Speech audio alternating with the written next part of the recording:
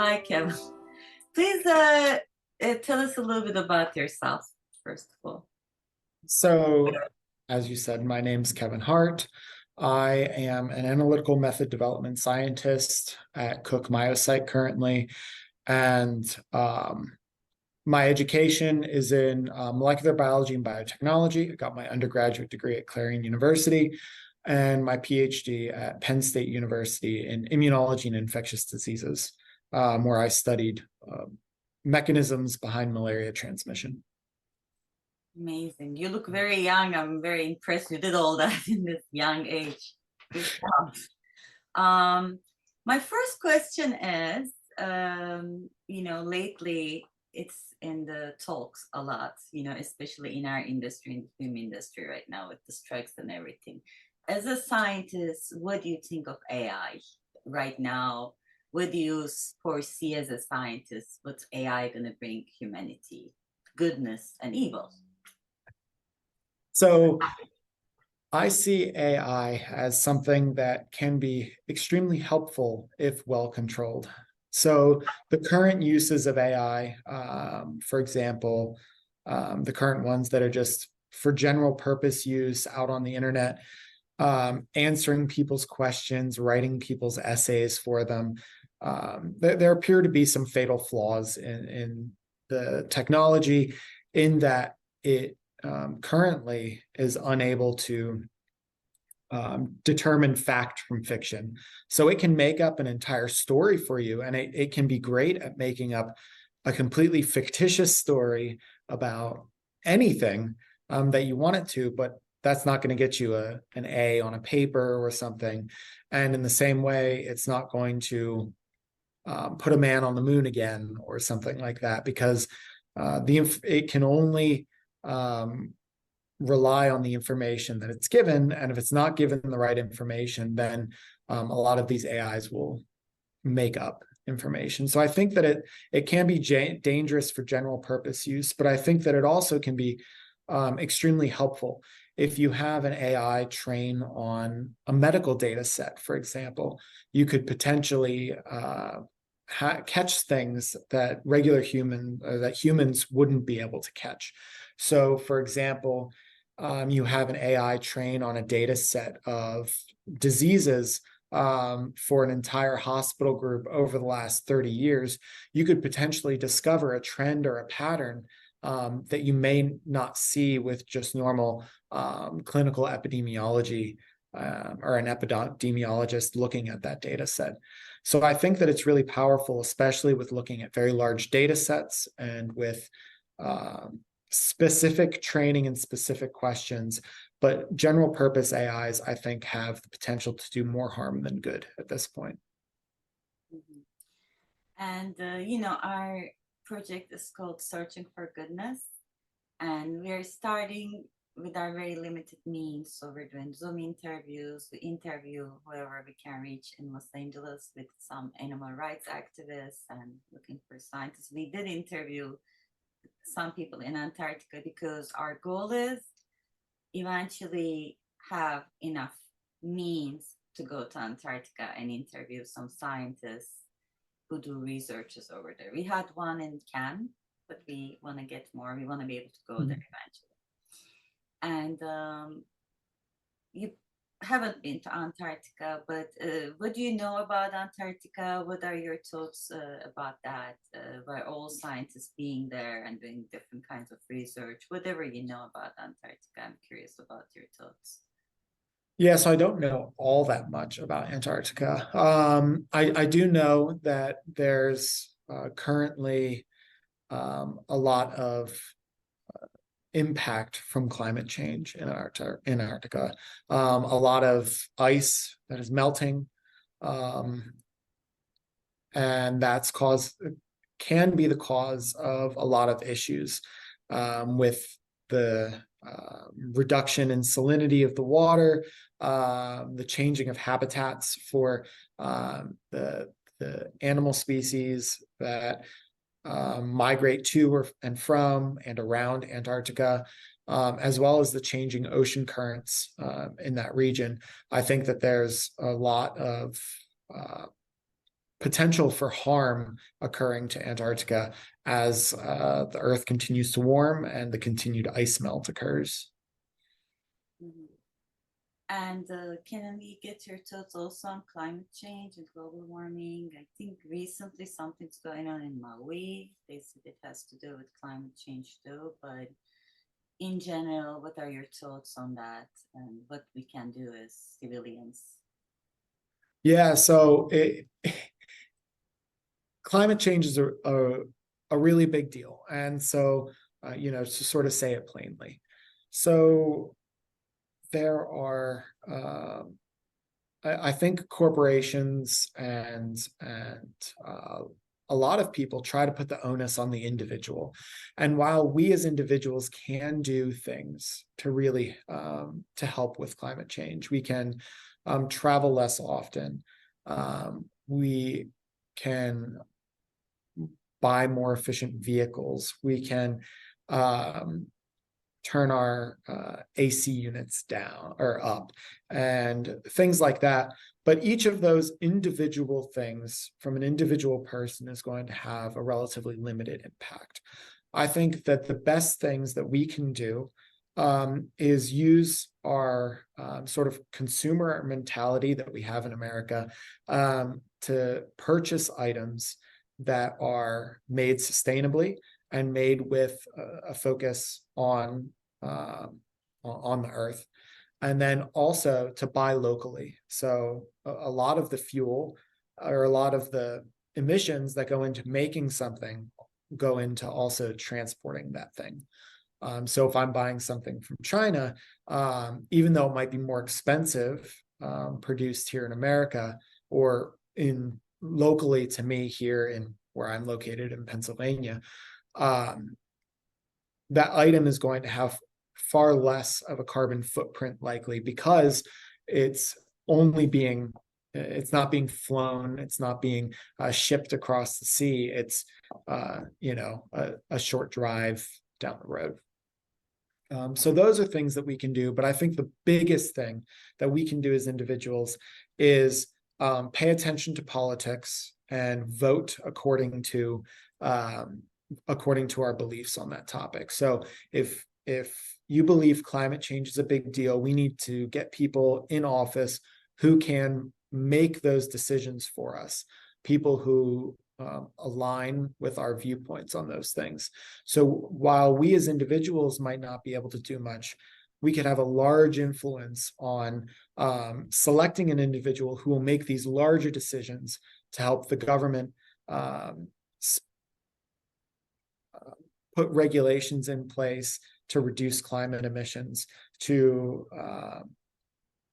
and to protect the forests and the marshlands and the oceans, which store tons of carbon. And so without the forests and the marshlands and the seas, essentially what happens is we lose all of the ability to reabsorb carbon from the atmosphere. And without that, we're just going to further exacerbate the climate change issue, which is going to result in what we've seen recently with the wildfires in Canada, wildfires across the Western United States, stronger hurricanes, stronger storms, worse droughts.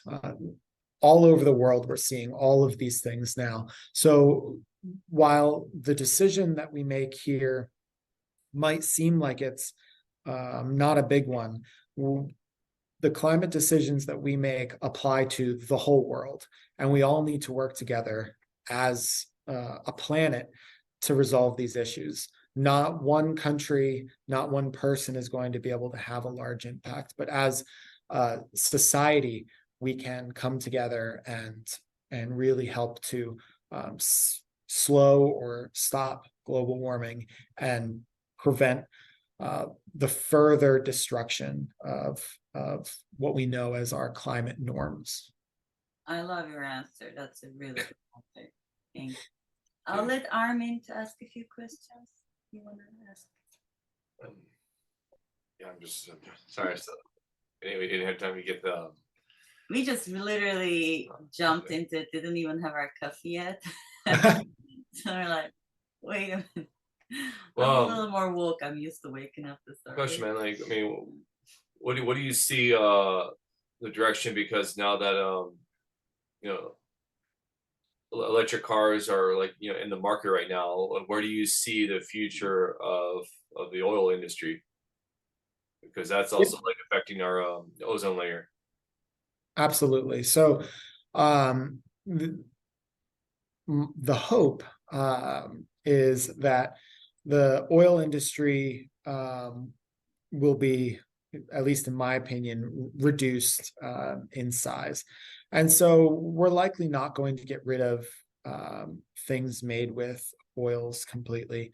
A lot of plastics, a lot of things that people use every day, including lubricants that we use in our cars, even in electric cars, are made with oil. And so there's a place on the earth for the oil industry, for continued use of oil, but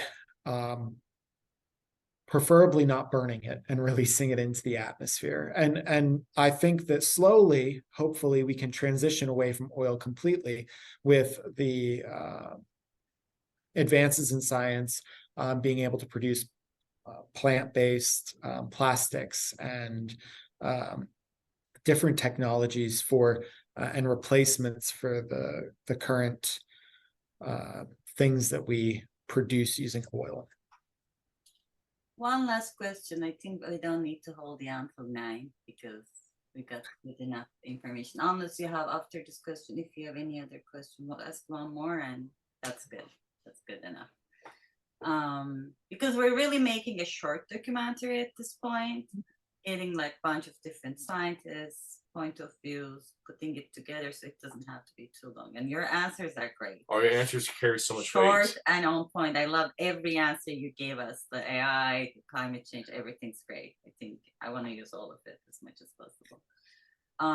The last question is, since our project is called Searching for Goodness, how would you define goodness? Because it's a kind of a subjective thing to everyone. What they understand for goodness is different. And how do you, where goodness is spiritually, scientifically, and how do you think they coexist for you and in the world? So I see goodness as a state of being.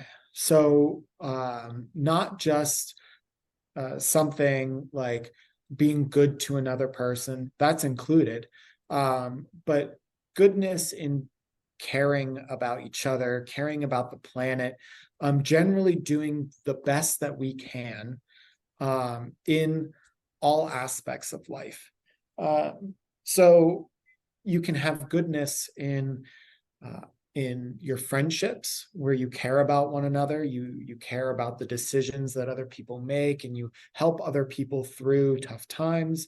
You can have goodness in the way that you approach your life, where you are donating your time, you're donating your effort towards bettering people maybe who are less advantaged than you. You can have goodness in let's see, your relationships, your time, your life. So also in helping the planet. So goodness in your life could include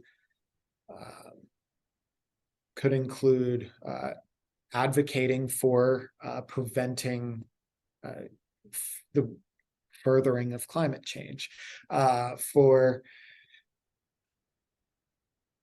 if you can afford it, driving an electric car, for voting, something that we can all do, or that most of us can do in America, voting for a person who exemplifies what you see goodness as, someone who is a good person, someone who is advocating for the planet, advocating for others. I think that is the core of goodness, is advocating beyond yourself for other people, for the planet, for especially for people, places, things that can't advocate for themselves. In this case, like Antarctica, which can't advocate for itself, but we can all have a big impact on how Antarctica changes over the next 10, 20, 100, 1,000 years with the decisions that we make today and in the future. Yeah, protect Antarctica. I always wondered what that means. I mean, there's this picture of a polar bear standing on like a little ice cube or whatever. I kept seeing this picture, but I never really thought it deeply. Then it hit me, or I saw something about it. Yeah, once that melts, the bear is in the water, and if it doesn't have anything to get on, like it's gonna die. So Right. yeah, like realizing that and how it's gonna affect all the other animals, and what people don't understand, the butterfly effect. Everyone's like, oh, it's somewhere bottom of the world. Like, what does it have to do with me? It's in California, but you know the butterfly effect, right? Yes. How Yep. how would you define the chaos theory, the butterfly effect? I How mean, they say, you know, a butterfly flapping its wings somewhere in the world affects like a storm over somewhere in the world. Have you heard that theory? Like, what do you Yeah. think about that? Yeah. So in this case, it could be we could put the butterfly in a effect in the context of Antarctica, right? So we could say that the decisions that we're making as a people here, we'll say in the Northern Hemisphere, America, China, Europe, we're making these decisions to release large amounts of carbon into the atmosphere, which is causing warming. So something that doesn't immediately directly impact Antarctica. A butterfly flapping its wings does not produce a large amount of wind in the same way that, you know, me taking an unnecessary flight across the country doesn't have an immediate impact. But the buildup of all of these emissions is causing climate warming. And in that case, we see this warming, we see the ice melting, which causes sea levels to rise. So there we have another instance where something that we're doing here is causing melting, say, in the Arctic and in Antarctica, which is then years later coming back to impact us because the sea levels are going to rise and the storms are going to increase, which is going to cause migrations of people from areas along the coastline inland. And while those who are well off are going to be able to make that transition, the people who are going to be most impacted are those who are less well off, people who don't have that extra money to be able to sell their house and buy a new one inland somewhere. People who are rooted in these coastal communities. And so we're going to see these migrations inland. And in some places, maybe not so much in America, but in other countries, what's going to happen is we're going to see people moving into what's sort of called untouched wilderness, places where people don't necessarily rule and the animals do. And then we're going to come into contact with those animals more often, and we'll see what we've seen many times before, and we'll likely see many times again, where with my specialty in infectious disease, this is what I think about is we're going to come into contact with these animals. These animals are going to transmit diseases to us that maybe the human population hasn't seen before, and we'll have a pandemic, an outbreak of these diseases occurring.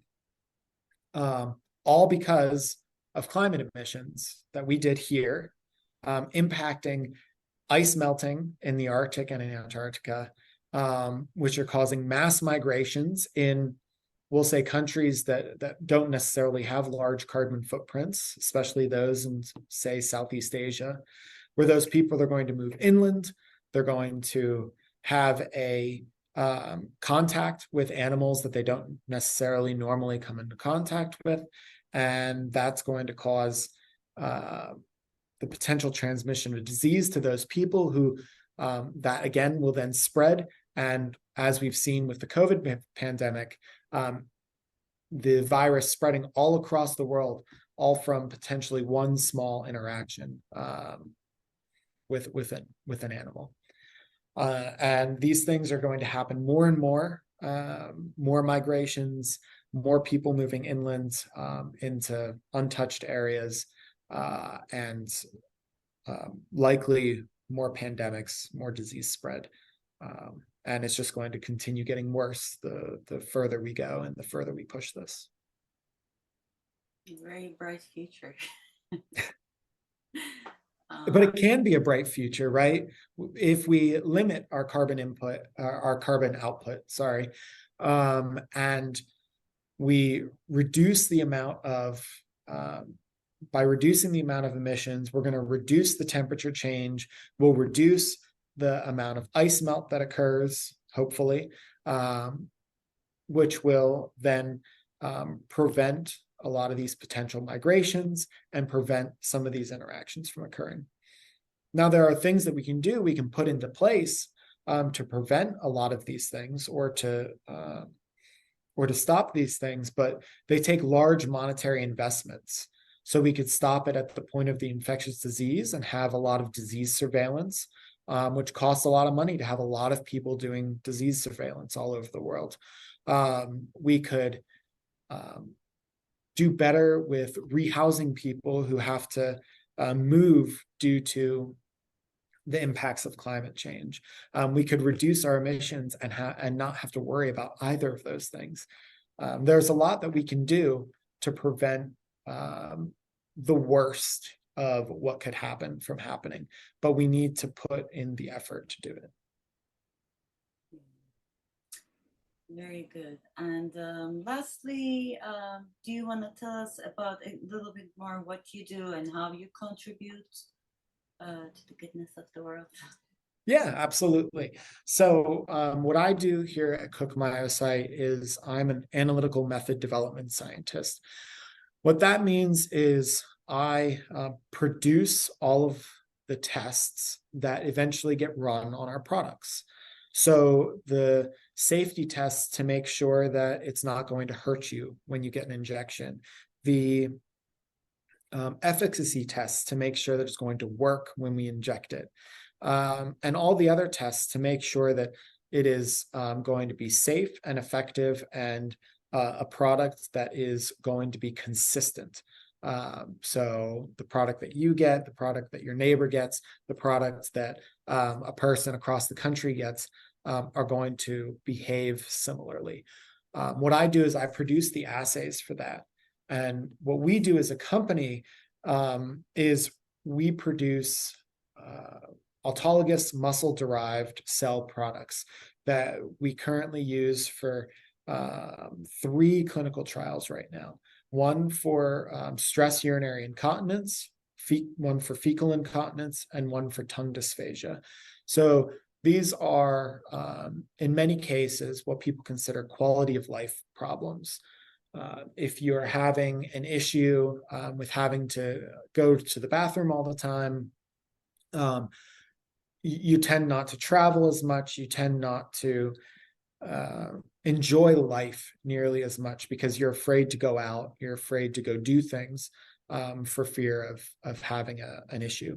And then those with tongue dysphagia, typically in people with who've previously had head and neck cancer or some sort of tissue degeneration in that area, where the injections are intended to help people restore muscle strength in that area and hopefully restore some quality of life, the ability to eat more solid foods, the ability to swallow better, things like that. And so my contribution to the goodness of the world is in producing methods and techniques that demonstrate safety and efficacy of products that could help a significant number of people around the world. Okay, very good. Do you have anything else to ask? All right. Thank you so much for your time. Yeah, of course. Thank you as well. so much. All their answers are on point. If we have any other questions come up, anything, can we contact you? Oh, absolutely. Yeah, just reach out, send me an email or whatever, and we'll set up another call. Sounds good. Have a good rest of your day. Thank you for your time. Thank you. Sorry for making you wake up so early. Oh, no worries. It's good. Early bird does more or something. It's a great way to start Early the bird morning. gets the worm. Okay. Well, thanks, guys. If Thank you you. ever come to LA, let us know. We'd love to Okay, meet you in person too. of course. Okay. Sounds great. Are you going to be coming to the San Diego thing? I heard there's going to be a San Diego convention. Maybe Nick is going to go. I am not going to be going to the convention with Nick. No. All right. I mean, it's helping the climate, less travel, I guess. Right. All right. Let you go. Thank you so much. Thank you Have a so much, wonderful sir. Thank weekend. you.